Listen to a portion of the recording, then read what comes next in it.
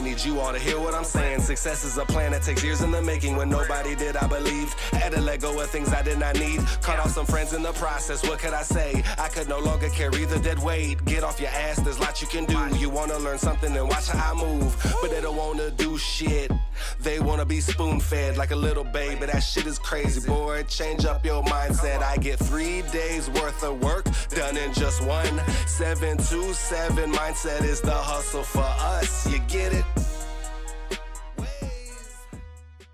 Hey, I'm Alex Corona. And I'm Jamie Burns. And this is 727 Podcast. And today we got a very special guest, a friend of mine here, David Price. David, thank you so much for being here with us today. And can you tell us a little bit about yourself? Yeah, awesome, man. Super excited to be here. You guys are definitely absolutely amazing. I got to spend a little bit of time with you at the ranch, and just the stuff you do with real estate just like blew my mind, because I do have a lot of friends that are in the real estate business. I'm like, man, they need to go talk to you and learn how to work their business and how to treat their clients. But my name is David. I sell life insurance. I teach people how to build virtual insurance agencies from home. So anyone that's interested, they just simply teach them how to get a license, provide leads for them, and all the tools they need so they could sell insurance from home.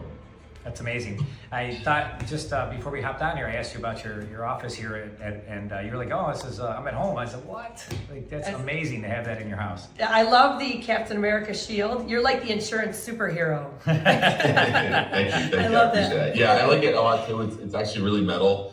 Oh, cool. So I seen that. That's the real deal. Up a few years ago. Shipped it from Florida to Puerto Rico when I relocated, and I don't know what I'm never gonna get rid of it. I want to walk around with it half the time. You should. Who says you can't? That's really cool. That's awesome. So, where'd you grow up at? So I grew up in New Jersey. I lived probably in like 20 places by the time I was like 8 years old. Wow. I had parents that got divorced at a really young age. They both struggled with addiction. So I did the welfare thing, homeless shelters, lived in the projects, lived in smaller trailers in New Jersey, which isn't, I feel like it's different than living in the trailer when you're in like Louisiana or like, where people have these bigger trailers on these big pieces of land. So I lived all over the place in like northern New Jersey. My mother eventually did get clean and moved to Toms River, New Jersey when I think I was 13 years old. It was somewhere around 13 years old. And that's when life started getting a lot better when my mom got off drugs. But then I lived in the Jersey Shore for most of my life. And when I turned 20, I ran away to the Army. So I lived in Virginia Beach there, and then I ended up in Louisiana for about 7 years, which ended up being a huge blessing. It's really where I started my business, and a lot of my agents are from Louisiana. And then one of my goals was to get back to the beach. So I moved to Florida as soon as I got my insurance license, and then decided I wanted to get more beachy, and now I'm in Puerto Rico. Wow. So what inspired you to get into insurance? I always wanted to own a business. And like I said, I grew up very low means. My mom did the best she knew how to do, and being a single mom and dealing with the things she had to deal with. But my grandfather had an automotive business. He worked on like tractor trailers in Piscataway, New Jersey, which is a pretty busy place. And he was what looked to me as a child like rich, basically, right? Super successful. Have an interior decorator doing the condo. Like everything was just like nice, super nice all the time. And I was like, okay, cool. So that's how a business owner lives versus like how I live, right? So like in my head, I was like, I want to be a business owner. And I remember growing up watching like DuckTales and like Scrooge McDuck, and like I was just always interested in like business cartoons and business shows and stuff like that. So I always wanted to be a business owner. My first real business, I started a landscape business, and I thought it was that simple back then. That was in the 2009. Yeah, that was in the early 2000s. And I thought it was just, you put an ad in the yellow pages and like people start calling you, and then you go like landscape their yard and charge them money. And I think I got 2 calls in a year in the yellow pages. So I'm like, all right, let me get doorknob flyers. I'll put these on doorknobs and I'll get jobs. And then I realized just like work to like do that. So I had a big box of flyers that didn't end up on doorknobs, right? So like I just wasn't doing the work, right? I had the mentorship. I really didn't know what the heck I was doing. I just wanted to be a business owner. And I tried a few different businesses throughout that. And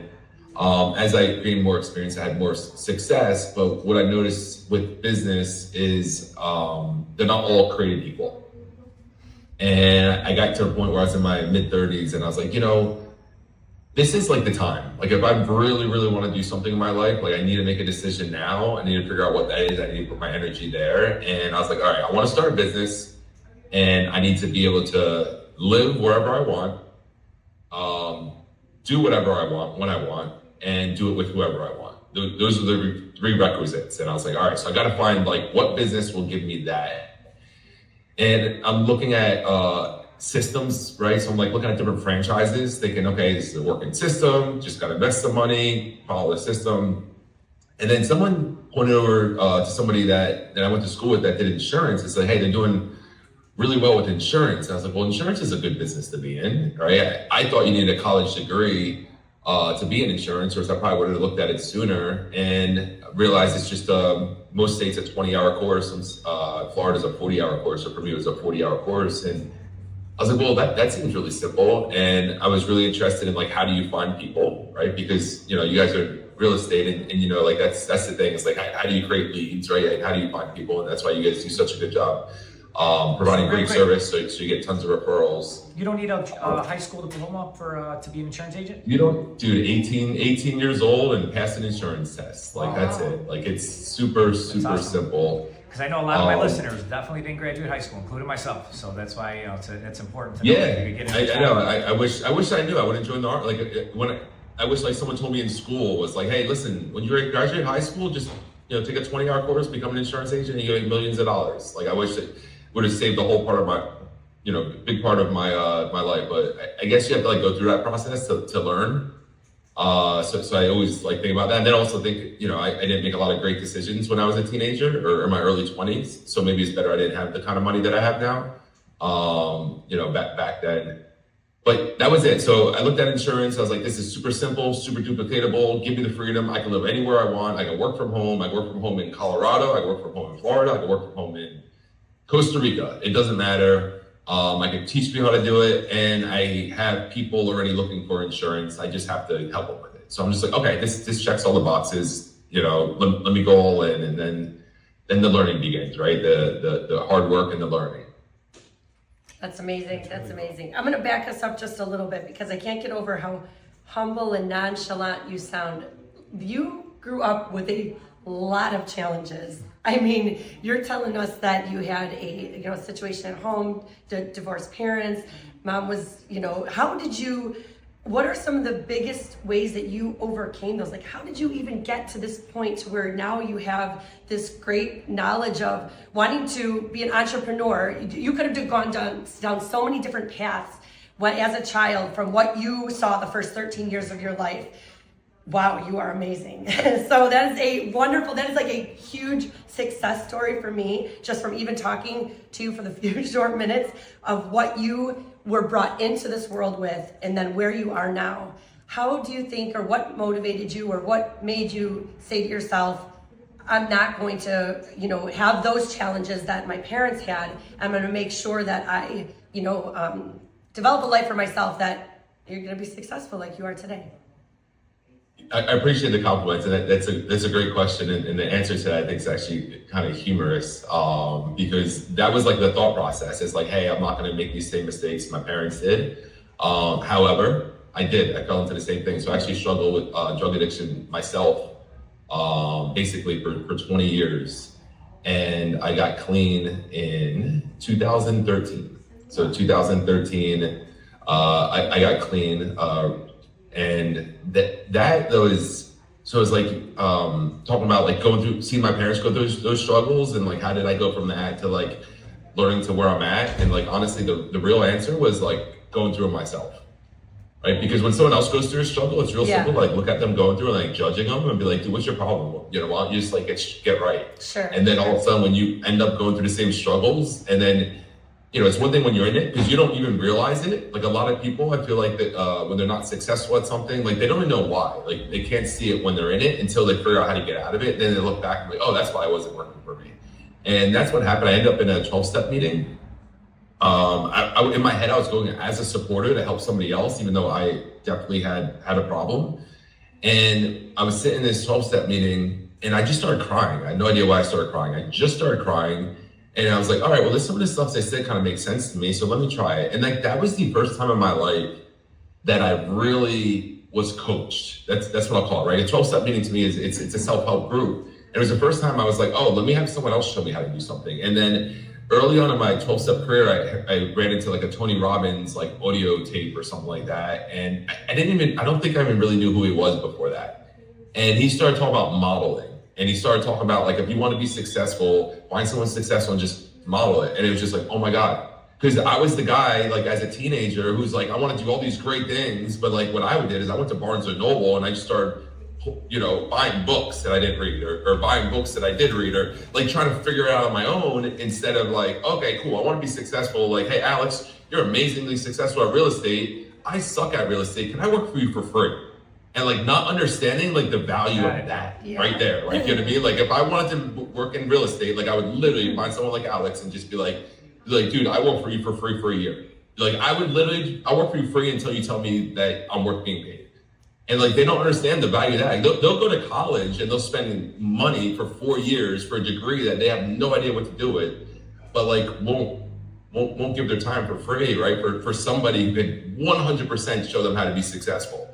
And then, so when I started learning like that and started changing my thinking in that place, everything else started changing for me. So it took really getting humbled myself, learning it's okay to ask for help, learning about mentorship, learning about just following a simple system that works, and then not just implementing it to stay clean and off drugs and bettering my life, but then take that into the next level, which was business.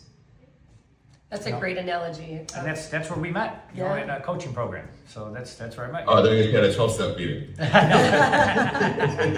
Right after that. Yeah. But yeah, no, that's that's exactly where we met. But has there been any like key challenges you would say that anyone holding you back, anyone or did you use that to push you to people doubting you doubting yourself? Yeah. I think the challenge every entrepreneur starts with in the beginning is this is going to be easier. Like you get really excited, right? I'm sure I deal with a lot of real estate agents as well, whether they're either switching careers or just friends like yourself. But like, they're super excited about this new career and it's going to be really easy or it's going to be a lot easier than they think it's going to be. And they get started and they're just like, oh, it's like the wind gets taken right out of their sails. And like everyone goes through that spot. And most people, I feel like the majority of people, unfortunately, but also fortunately, right? Because it's what helps great people stand out and have very successful careers. But for the person that quits is they're like, oh, wow, this is harder. So, okay, cool. Maybe it's not real estate I wanted to do. Maybe I should be a mortgage broker. Right, and then they try that, like, oh, that wasn't it. Let me be an insurance agent. And then all of a sudden you see them on Facebook, and they like, mortgage broker, real estate agent, insurance agent, tax consultant. And you look, and they have all these different jobs. You're like, whoa, look at this guy. And then they reach out to you asking, hey, can I come work with you? Like, bro, you look way too busy to work with me. You got way too much going on. It looks like you do everything under the sun, man. You're not gonna have the time to work with me. And they're like, no, I'm not really doing that well. Okay, you're gonna give up all those other things? No, I like doing all those too. Okay, you're too busy to come work with me, right? Because they don't want to just focus and push through and be successful at one thing, because as soon as something gets hard, they just move on to the next thing. So I was in that spot, and my first 6 months in this business, I literally made 30 grand.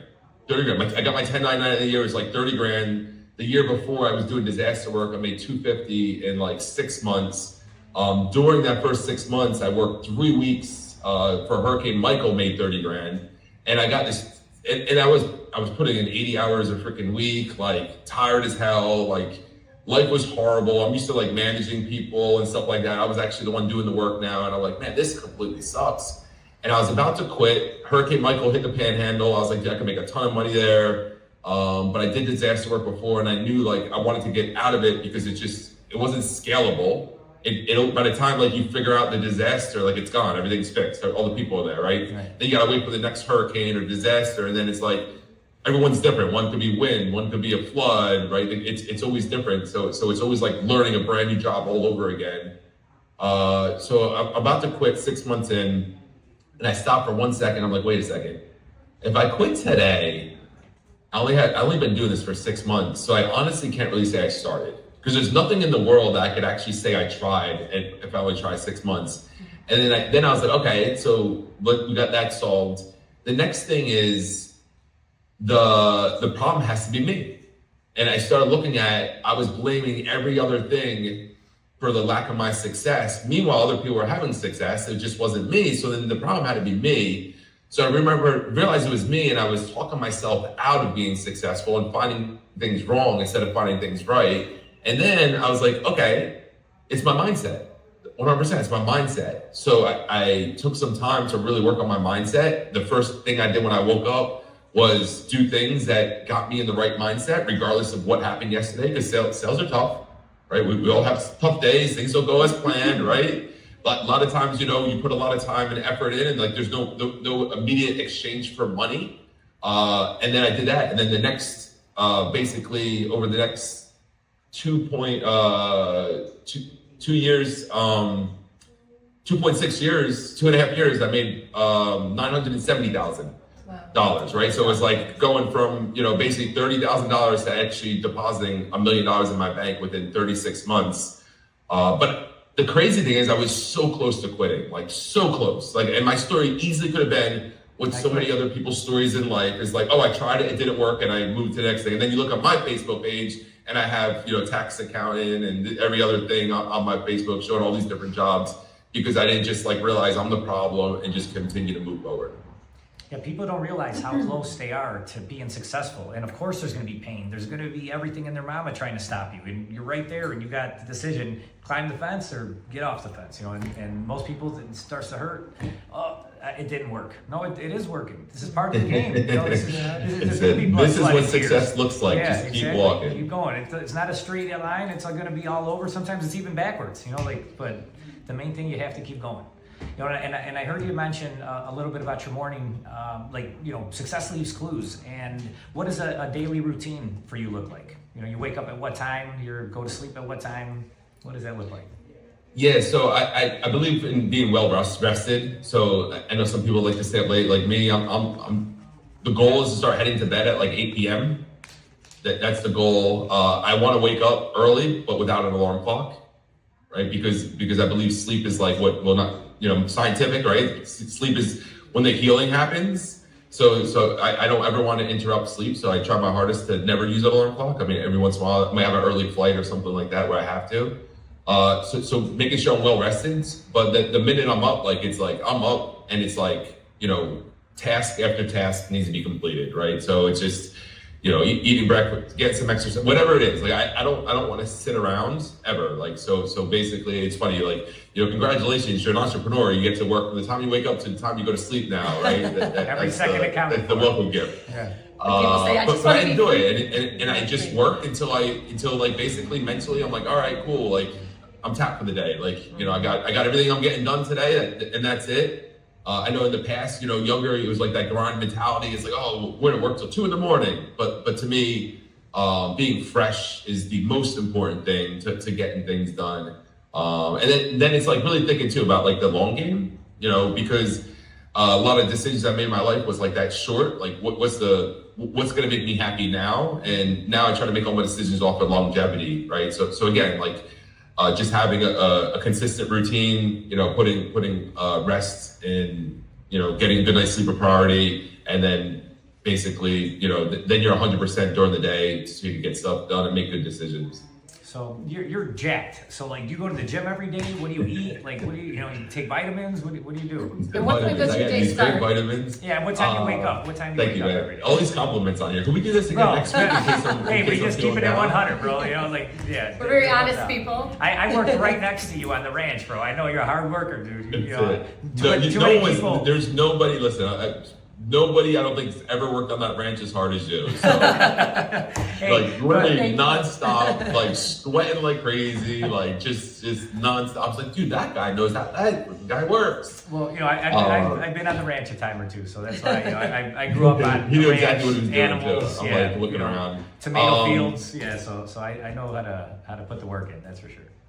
Yeah, I got to make it out there again. But yeah, I do exercise. I go back and forth. I was on a little running kick. I do CrossFit. So I try to make sure that I'm doing something. And I also very particular how I eat. So I started following Brian Johnson, the longevity guy. I don't know if you're seeing him yet, but like just really just doing things to help live longer, right? Not just longer, but like enjoy the later years in your life. So I do try to put good stuff in my body and try to make sure I get some exercise. And another thing I've been doing that I typically wasn't doing a lot for most of my life is just consistent stretching, which actually has been probably the most beneficial thing that I've been doing. Wow, that's awesome. You mentioned that you managing people has kind of been your thing with the business, and do you have? I know you do. You have agents that are directly underneath you, and then you help people start insurance businesses as well. What is your quantity of people that you manage, and how do you manage all those people to make sure they stay just as on top of things as you? Yeah, so that's the challenge, right? That's the juggling act. So just had a meeting this morning. So we just hit 403 insurance agents. Awesome. Congratulations. They're all 1099. Yeah, that's a lot of people. I don't even know if I can spell 403. The trick is getting them all working at the same time. That's the trick. I'm sure you and I have the same struggles in different businesses.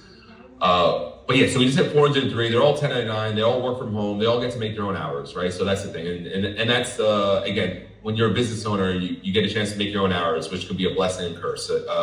Unfortunately, a lot of business owners don't work as hard for themselves as they did for employees or as they do for employees, right? And the funny thing is when they say, listen, man, this ain't working, I'm gonna have to get a job. We're like, well, when you get the job, they're actually gonna make you work 40 hours a week. Why don't you try working 40 hours a week for yourself first to maybe not have to get a job, right? You ever think about that? Yeah. I don't. It's yet to work for some reason. They just don't understand that when I say that to them.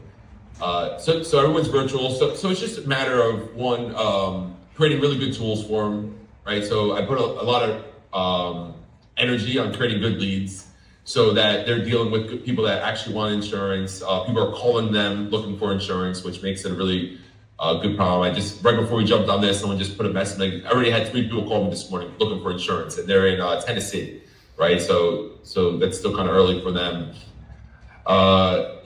Good CRM, so does a lot of the work for them, right? It just basically you want to try to get the agent on the phone with somebody looking for insurance, right? And the better job I can help with that, then the more the agent tends to stick, right? Because they end up selling insurance by accident. So that's good. Now, with the 400 agents, I got my support staff. So I think I got like 10 people on the payroll now that are actually employees of mine that get paid, that aren't salespeople. So they're W-2. And yeah, and that's been I've been putting a lot of focus in that, just because I see that I'm the bottleneck in a lot of things. And again, remember my thing is I want to do what I want, where I want, with whoever I want. And if I'm the bottleneck, then that's not happening. So I just got to remember what my initial goal is. So as we grow more, I'm realizing that I'm on a lot of these decisions. So what I'm doing is really hiring different people to handle all these decision making and put people in charge and empower them in different departments. We have an email list that has to be managed. All the social media, ops manager, recruiting program. I got recruiters, right? Like, we have to bring on new agents. These new agents have to get trained. I need people to a big talk we were having this morning is like, I want everything to be mathematical, right? So when we have a new agent, like, let's look, are they getting leads? If they were getting leads, did they stop getting leads? Why did they stop getting leads? Like, we need to have data that we're looking at daily so we catch these things ahead of time, because if somebody's getting leads regularly and then they stop, well, there's typically a reason. They didn't decide they want to not make money, right? Something's going on. So we need someone to reach out to them and see what's going on, how we can help, how we can assist. If we had an agent that started with us and never bought any leads, why didn't they buy any leads? Are they scared to get started? So we have to figure out like what's the problem with that and identify that. So I really want to build I have a system obviously, but I want to get really dialed in and just get really good at that, because right now all our hiring, we have over 400 agents, all been organic. So I haven't really spent any money hiring, which typically I spend on ads for hiring about $250,000 a year. So I haven't done that at all yet. And so I want to build everything better in the back end than I've ever had it before, because there's a statistic that only 8% of insurance agents make it. And I think I could flip that around. I think I could make it 92% of insurance agents that work with me make it. I just have to have these systems and processes in place so we find things ahead of time, because what happens typically with an agent is they get started and then you don't really hear from them, you don't talk to them, and then like a certain time period, weeks or maybe months, like they quit, and you're like, well, why are you quitting? And they're like, well, things weren't. I was like, hold on a second, you're just telling me now. Like by then their car's getting repoed or their house is getting taken away, and it's like, okay, cool. If we could have addressed that 3 months ago, that could have changed. So just want to really look at everything and make data-driven decisions on how to like help the average agent thrive in this business, where like most places are really top heavy. Like you have to be a top producer to thrive. So I'm gonna help the average agent thrive. So if the average agent thrive, everyone thrives, because then when you want to build an agency, it's easier to bring people into that, because now they don't have to be a superstar to strive to do well, and that way you don't have a lot of churn like you typically would in sales organizations. Super cool. So let's say somebody listening or watching wants to, maybe get into insurance, or, they just passed their test and they want to, maybe get a hold of you, or they could, and it doesn't matter where they're at, they can, how does it work? First, they got to buy a house from you. That's the podcast, right? They either buy a house with you or list a house with you. That's number one. And then number two is they can go to my website, tpglife.com, or they can always follow me on Instagram, David Price Official, and reach out to me. And then if they want to learn more, they can just go to my YouTube channel, David Price Official, and I try to put out content daily, shorts daily, and then long form weekly on the business, what we're doing, get into the data, number of agents, closing ratios, policies written, cost to acquire a client. Like I get really detailed, and I break down month by month so people can actually see real numbers. I don't think there's anyone else doing that in this space right now. So, and you mentioned that, how did you even think all this up, and how, what kind of innovative people are you following, or did you learn this from somewhere? Did you take it from another business, bring it to this? How did all this happen? Yeah, that's a great question. So I worked with another insurance carrier before, and there's a lot of emphasis on getting leads out and production numbers and leaderboards and all that stuff. And what I noticed is I started with that company, but things changed throughout the years as things change. And what I realized is it was becoming harder and harder for an insurance agent to make money there. And it was becoming harder because the cost of leads was increasing and the commissions they're paying out was decreasing. And if you move one of those things, it's going to make a big difference, right? If you're if it costs you more money to find a client, and then your commissions are actually lower on when you sell a house or list a house that gets sold, then it's going to make a huge drastic difference to your business. And it happened over time, but I was watching it, and as I'm watching this, I'm seeing these people that are top producers not really making that much money, or just breaking even, or still having finance issues. So I'm like, wow, this is crazy. So at that point, I was doing well. I was a 7-figure earner, but I wasn't happy with my agents not being able to have the same success as me. So that's when I decided to start my own IMO. And basically start adding insurance carriers, go fully independent, and then building a system that puts the agent first and the client first. So we're putting the client first by having more insurance carriers, so we can make sure we find a good fit for that client on what kind of policy for them to get based off their health and their age. And then for the agent, just really get more dialed in, money in the bank account, right? So production numbers and leaderboards, they look amazing.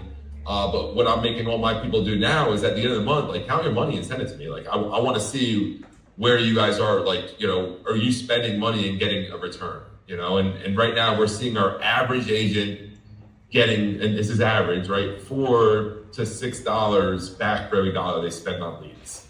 Wow. So that was it. So from just going through that process, because in the beginning of my career, the math was so good, I didn't have to get real detailed. But as the math got worse, and you don't notice at first, then all of a sudden you start looking at stuff and doing a little bit of deep digging, and you're like, wow, this isn't working. So they're like, all right, cool. So if I'm going to rebuild this again, let's rebuild this the right way this time, so we don't lose track of what's super important of helping our agents be successful. So do you like funnel in the leads, and then depending on how many leads they buy, they get those, or how does that work?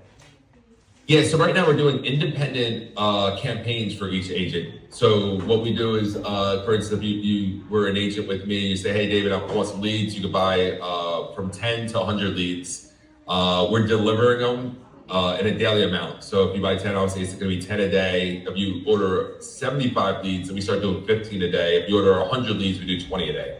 So the goal is for some of those leads to actually call you directly before you reach out to them. That's what we focus on and try to do. Obviously, it doesn't happen 100% of the time. Maybe 20 to 40% of the time, it will happen. And then, so basically the campaign's set up for you, and you're going to have someone either call you, but you'll get the lead information, and you call them, but you're getting the lead real time. So typically in this business, that doesn't happen. Typically, you buy some leads, and like, here's the 30 leads you want, and you don't know how old these leads were. These people are like, I don't remember that, this and that. So we put a lot of focus on having the best leads in the business. I've had a lot of people that have their own businesses want to buy leads from me. I said, listen, I'm not a lead vendor. I'm not selling leads. Like, they're only for our agents. I want to make sure the agents are always a priority. And the system is get 10 leads a day and work like heck to get them on the phone and get 5 presentations out of your 10 leads, and hopefully get 2 or 3 sales, and do it again tomorrow. So it's really changed the quality of living for an insurance agent, because even agents that have had success at other companies, like, dude, literally I'm down the phone all day long. These people are yelling at me. They don't know who I am. And these are successful people. They're still selling, but like, they have to go through all that nonsense to get there. Now it's like everyone knows who I am. They either don't answer, which you can't solve that problem, right? People just don't answer the phone sometimes. Or they answer, they know exactly why we're on the phone, and I get to do a presentation and either buy or not. So been having a lot of success with that. What percentage would you say of your 400 agents are only doing this full time, or are they doing that and still working other jobs? Yeah, so I think we had about 90 people produced last month. But full time, I would say 50-ish maybe. So it is something that it's lucrative, even if it's not, that's all you're doing. I think the biggest thing with real estate, where we have the transition from a full-time salary job that, a job, W-2 job you're going to, and coming into a sales job where it's just commission only, that transition is in real estate, I think the biggest, obstacle to overcome. Not saying that, because to really do good production in real estate, it really does take full time to do it. Whereas I'm not familiar with insurance. So I guess just for anyone that's looking to get into it, is that transition sounds like it may be a little bit easier to do, where you could do both, all depending, because you're not going out and showing houses. It's a lot of on the phone and things like that. So. Yeah, so it's definitely doable, and it's been done quite a bit. The problem is a lot of times people will want to work part-time, and when I ask them, it's like, all right, what does that look like, right? So you get off work at 5 o'clock, like, are you going to work afterwards, right? And you're like, what does that part-time look like? Right. And if they're willing to do it, where it's like, all right, cool, I'm off at 5 o'clock, and they'll work till 5 till 10 o'clock at night or whatever, they could really learn pretty fast with that, right? Because it's on the phone. You could work you could work in Hawaii, California, if you're in New Jersey, right? So you can use the time zones, the time change to really help you. And then the other thing too, I mean, if you sell an insurance policy, I mean, it could be $1,000, right? So it's an hour phone call. So somebody who is good at talking to people, someone that is, willing to do what it takes. I mean, they can sell one policy a week and, put $4,000 extra in their bank account, which will probably cover most people's mortgages, I would assume, right? So like, it's super beneficial. The thing is, it's just like anything else, and I'm sure that you deal with it. It's like they say they're going to work part-time, but they forget that part. They forget it's like, all right, cool, you want to do this part-time, that means you're going to have to work like hell, until you transition, but then you'll be working for yourself, and it's worth it. but you're going to have to be super uncomfortable for a little bit. Right. But ultimately, it just comes down to people's goals, right? Some real estate agents are happy selling one house a year, right? You know, and that's what they're happy with. And some want to do what do you do nowadays? 2 or 3 a day you sell, Alex? It depends. You know, I'm not in production as much as I used to be, but 5 houses in a day, it was easy work, man. It's there was no problem. So Awesome. yeah, well, I'm more on the investment side nowadays, but yeah, when I was in production, I had buyers, sellers. I mean, it was easy, man. It's not hard. You pick up the phone, you poke it a couple times, you talk to your people, and you do business. So, you know, people make it so hard. They think you got to go, you know, kill the dragon, save the princess. It's really nothing to it. Man, nothing to it. Just pick up your phone.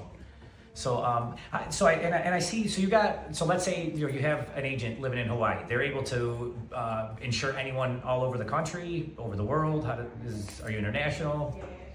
Yeah. So I'm not international. You need to have a specific license for each state. Okay. However, it's just you pass the test the first time, and then you just basically submit for a non-resident license in different states. Some states might have a couple little extra requirements, maybe fingerprinting. Like Florida's a fingerprint state, so if you get licensed in Florida, you're basically good for any state at that point. But it's just a fee. It might be $100 fee, a $200 fee. Every state's different. So for me, I hold 50 licenses, one in each state. So you have your resident license, then your non-resident. But you don't have to take the test 50 times. You just gotta pay a fee. So how do you know, like, how do you adapt to the markets in all these different places? Like, you do research there to know, like, how to market for that agent in that area, or is it what the agent wants to market? Is it everybody's individual? Yeah. How do you work? Yeah, so right now, we sell a lot of different life products, but our niche right now is just final expense. So it's all the same product. It's, you know, our avatar is always going to be the same. Somebody that needs money when they die to pay for the funeral, which there's 10,000 people turn 65 every single day. So like, that's the one thing I like is our market's growing. I started in 2018. So COVID happened, nothing changed. You know, interest rates went up, nothing changed. Like nothing ever so far has affected the only thing that did affect my business is we were field agents. But then when COVID happened, I was like, we're set up to sell on the phone. I was like, so I literally made a decision overnight. I was like, all right, guys, like we're selling on the phone now. And that was like the first month of COVID, like before lockdowns, like I never thought they would lock us down. Not agreeing with it or disagreeing with it. But it was just as simple, like, hey guys, pick up the phone and start selling on the phone now instead. That's so cool. So you were already doing that even before COVID hit. And so that way when COVID hit, you were ready to go while everyone else was scrambling. Yeah, so we like I said, we were field agents, but you know, we were set up so we could sell on the phone. I was telling people never sell on the phone. I was like, take the lead and just show up to their house. Hey, Alex, you fill this out. Let's deal with this now. Let me in, right? Like, just super aggressive. That's like how we are. That's why I'm asking these questions. That's exactly how we are, dude. Everything's done across the table. That's how we did it. And then I told people never pick up the phone. Like, just show up to their house. And then literally, like one day, I'm watching the news, and I'm like, wow, people are gonna be scared. They're not gonna want us in their house. And I was like, all right, we had a little leaders meeting or a team meeting. I was like, guys, new rule, we're only doing this from the phone now. And everyone's like, I don't know how to sell the phone. I was like, don't worry, this is what we're gonna do. Take every lead you ever got, make a big pile of it, and you're gonna sit down and you're gonna call the top lead 3 times in a row, and you're gonna flip it over, and you're gonna call the next one, and you're gonna flip it over. And that's all you're gonna do. Because I knew as long as I could get them to do that, once they get them on the phone, they would know what to say. And we had every other month was like a record at that time. And we actually had our best month 100% on the phone that month, and then just kept growing from there. And then that's when I was just like, wow, we were missing the boat. Because when you work out in the field, you're driving 2 hours from home to be at the first house at 9. You're getting done in the summer at like 10 o'clock at night. You're driving 2 hours home. Like it was a lot of work. Now it's like, okay, cool, I'm ready. I mean, I don't have pants on right now, guys. Right? Like, I'm ready. Like, pick up the phone, call them at 9 o'clock, and then you're like, dude, let me go eat. And you go in your kitchen, and you can actually cook yourself a meal or like heat it up, right? I used to eat cold chicken and broccoli every single day in my car when I first started, and then when you're done, like you're home. There's no 2-hour drive home, so I don't even use my car. You want to buy a car? I got a Ford Raptor for sale in Puerto Rico if you need it. I don't even use it. That's awesome. I don't even use my car. Well, jealous is not even the word. Yeah, living the life. That's literally, great. that's amazing. Man, you made me lose my thought. I had a good question, but yeah, unbelievable, though. That's awesome that you you committed to what you wanted in life and you made it happen. Yeah. So I remember what I was going to ask. So you have all these agents. So how do you is there required training? Do they got? I was going to ask about scripts. How, do you have it written out? How do Scripts they? written out? Yeah, because say? around us, okay. we like to tell our guys, try to come into the office. You'll grow to the conversations around you. Just being around us. Obviously, some of us will, help each other grow and rub off on each other. And with them being virtual, how does that happen? Do they have some kind of community they can, they're part of, or The meetings? Do you do any how do weekly you do that? Because I want to do that. I want to do exactly what you're doing, dude. I got you. Just give me $5,000 a month. And Let's go, bro. Go. If that's all it takes, I got it. Send me the wiring instructions. So we have a virtual office. So it's basically a Zoom that we work that has different breakout rooms. So we have a kickoff meeting every morning. We start at 9 o'clock Eastern time on the dot. Usually go about 30 minutes, and then we do that in our conference room. That's part of our virtual office. And then from there we move to our virtual call center. So everyone goes to a virtual call center. So anytime, right now, we logged in, probably have about 50, 60 people in there. They're all selling, right? You got all little squares. They're all selling just like a call center would. And the beautiful thing is anyone will get help. So if you're a brand new agent and you have someone on the phone and you're stuck, it's just you phone a friend. You have somebody right there to help you, and anyone's willing to help you. And then we have all the scripts, rebuttals, all the training, anything you need. But ultimately, think about when you go to a new doctor's office and they give you that clipboard and it's you gotta fill out all that medical stuff, right? And you're just dude, what the heck? And, if you could do that, you can write an insurance policy, because that's all you're doing, really. You're getting somebody on the phone and you're filling out an insurance application form, and you just ask them the questions hey, what's your name? What's your name? Hey, what's your birthday? What's your birthday? What's your address? What medications are you on? What doctor are you going? You're just literally filling out an application form. So it's and you just took a 20-hour course to learn how to fill out an application, and basically. So a lot of times people make it a lot harder than it is. I think the hardest part is just getting that activity in to where you're comfortable talking to them on the phone, and nothing else is going to solve that besides doing it. Man, that's awesome. Yeah, because it sounds very similar to what we have with EXP. We merged about a year ago with EXP, and it seems really similar what you got going on with the training and the conference room. We can also get a lot of help from the network, so it's pretty cool. We joined it not even knowing of all these extra perks just because of the network. Just to be around the right people. Do you have any advice for any aspiring professionals that are looking to maybe get into the business side of things? They're more, I guess, what is it, blue collar than white collar? What advice would you have for them? I think that the biggest thing is, being really clear about what your goal is, and once you realize what it is, it's a lot of times people want something in life, but they're not willing to give anything for it, right? There's always an exchange. So it's understanding what your goal is, then realizing you have to give up some stuff to get there. I know right now I got some really big goals, and it's I got to give up I don't sit on the beach all day, right? I don't do a lot of different things that I can be my business is almost fully on autopilot. I could just start relaxing, but it's not going to help me reach my goals. So it's understand what your goal is. Be willing to sacrifice some things, right? Because you have to make that goal your priority. And then just going all in on yourself, right? So many times people, their just priorities are messed up. They want something, but it's not really a priority in their life.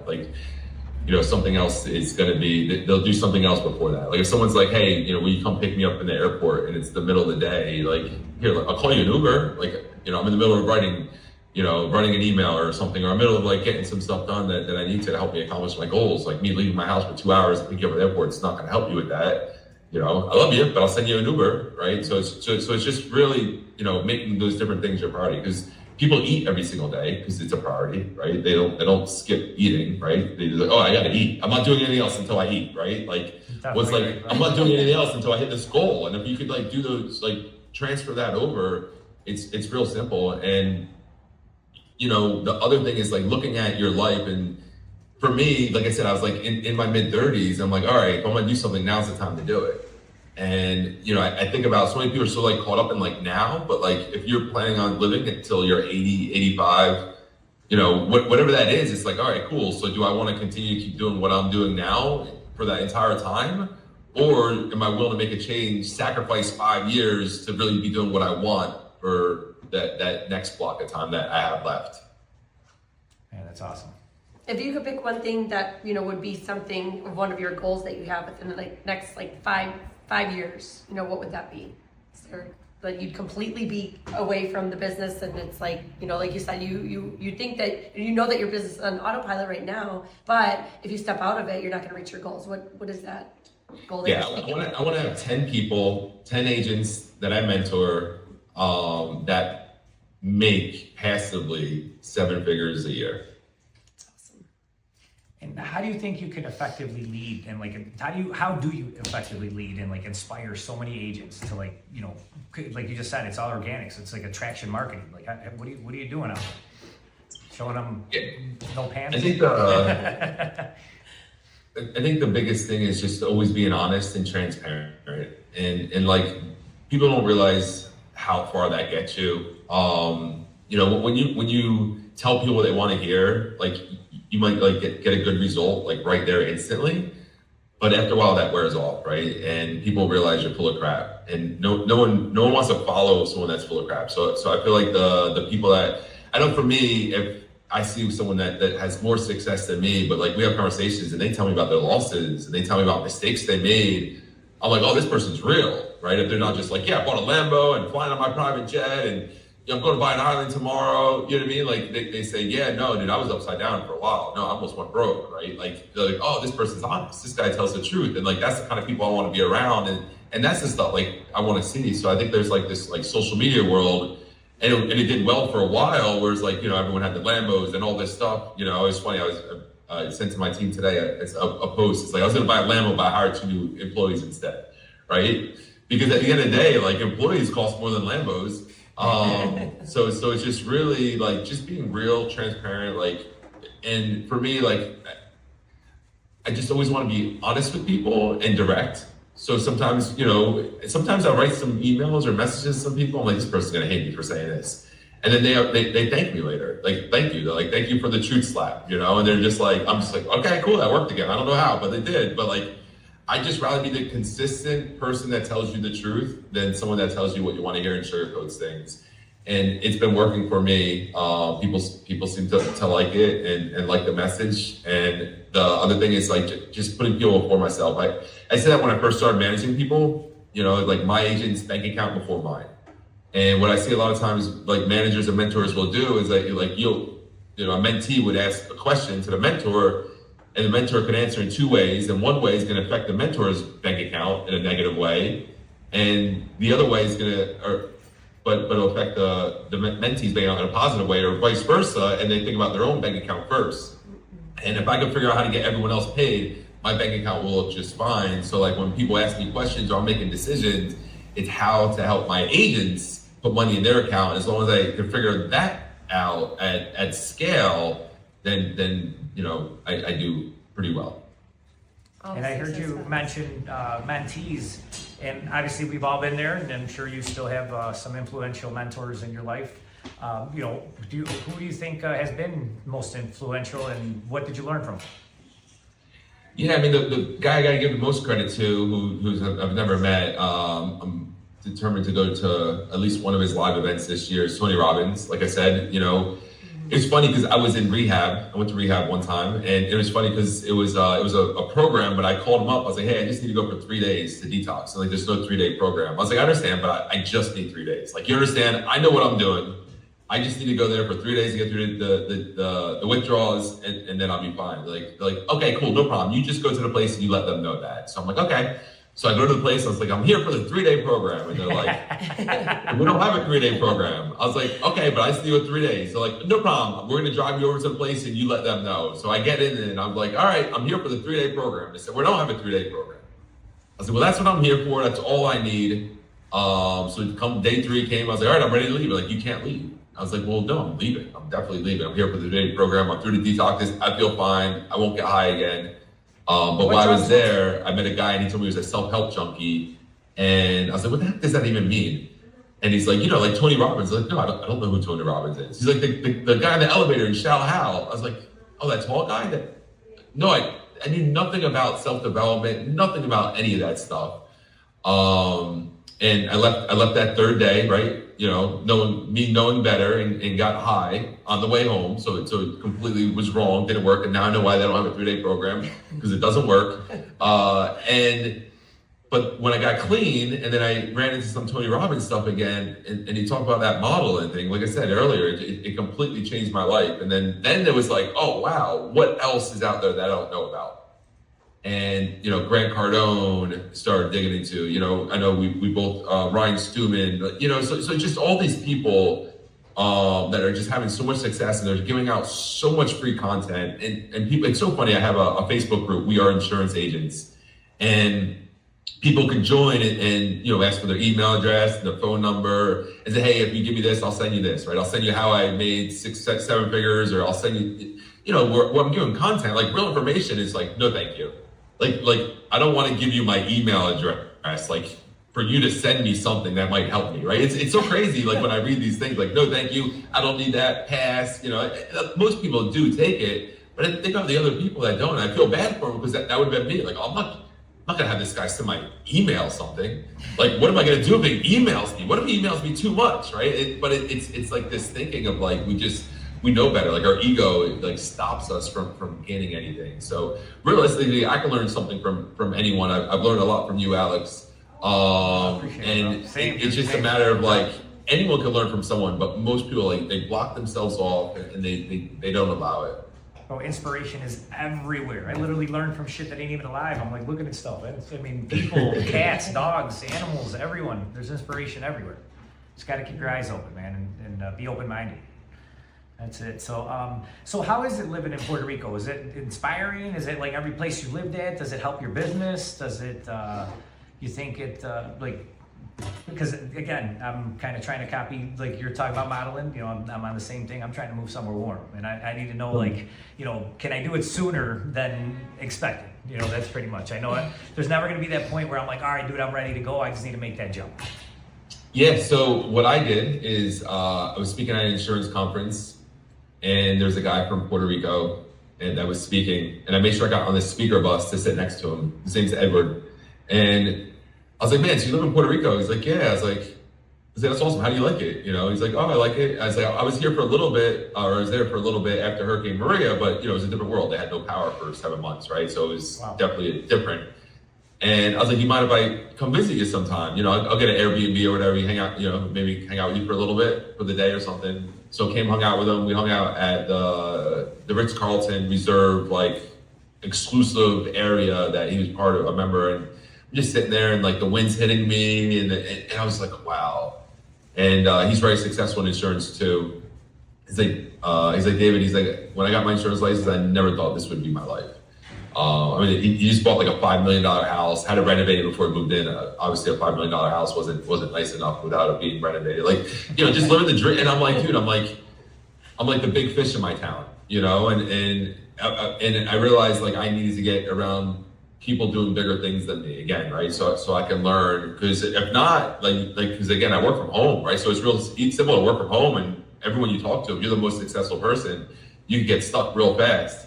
So I decided it was time to change it up. So I did that, hung out with him, went back home, really enjoyed my time, and I had a record month.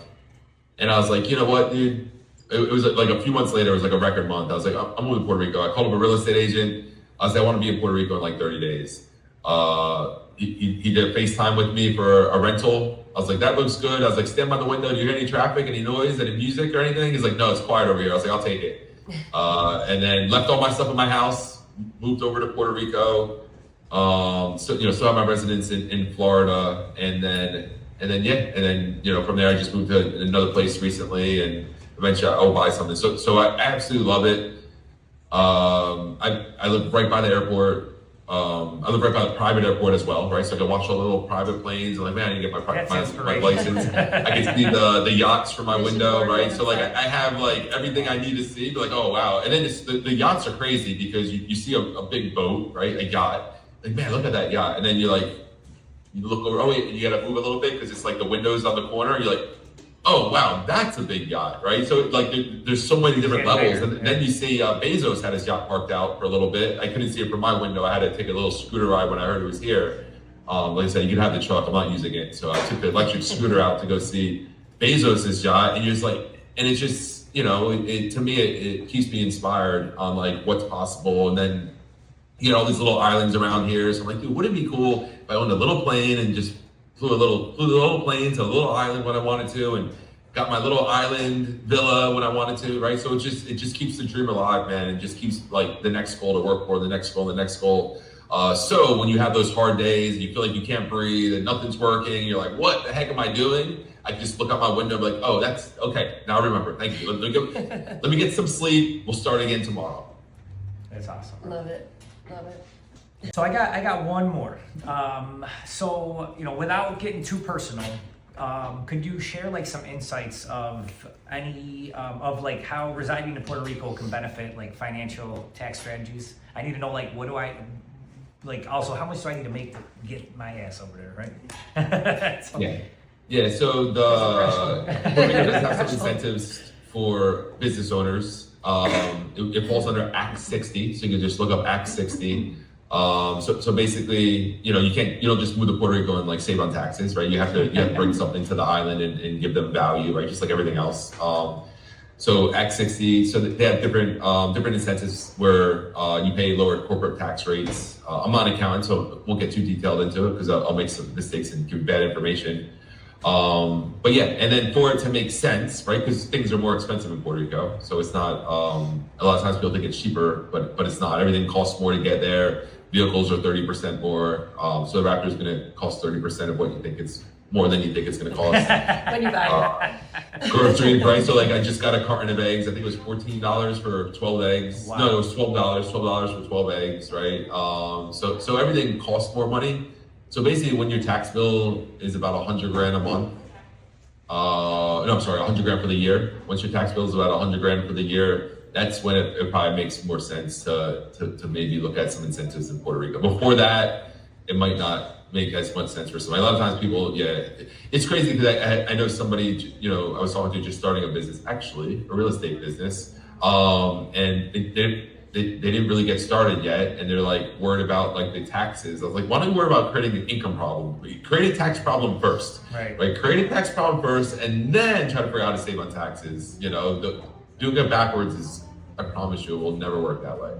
But yeah, super. Like I said, just do a fast ChatGPT, Google search for Act 60. What's the requirements?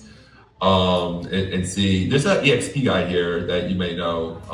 They're all out there, dude. Oh, yeah. They've been out there. Yeah, they've been out there. Yeah. There's a guy, but I think he's in our circle.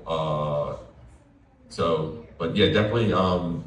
It's super beneficial, and it's cool. It's got I live in the city, but there's the beach right there, and then I can see the beach from where I'm at. I can see the city, and I can see the mountains. Right? I don't know where else you could get all three of those. Yeah. What are rents going for out there? Yeah, so my first place was $6,800 for a 1,600 square foot apartment. They were asking $85. I think it came. The place I'm at now is $5,200 for a 2,200 square foot apartment. Just because I like the area where I live better now, but the area where I used to live was more high end of an area, and that's not a fresh, nice remodeled place either. If you want something like nice remodeled, like high rise apartment, you're at like $20,000 a month rent. Wow.